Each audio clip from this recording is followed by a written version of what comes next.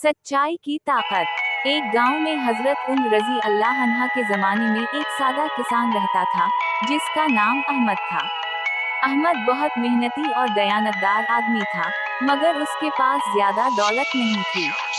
एक दिन गांव में एक बड़ा मसला पैदा हुआ।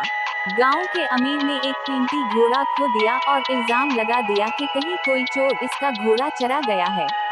गांव वाले घबरा गए और सारे गांव को तलाशी लेने लगे। अहमद के दिल में भी खौफ था, क्योंकि लोग बेबुनियाद इल्जामात लगाने लगे थे। मगर अहमद ने फैसला किया कि वो सच्चाई के साथ खड़ा रहेगा।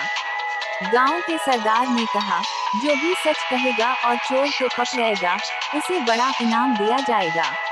अहमद ने पूरी दयानतदारी से कहा, मैं नहीं जानता कि चोर कौन है, लेकिन मैं अल्लाह पर भरोसा करता हूँ कि सच्चाई कभी छपती नहीं। कुछ दिनों बाद अहमद ने देखा कि एक शख्स जो अक्सर गांव के बाहर घूमता था, वही चोर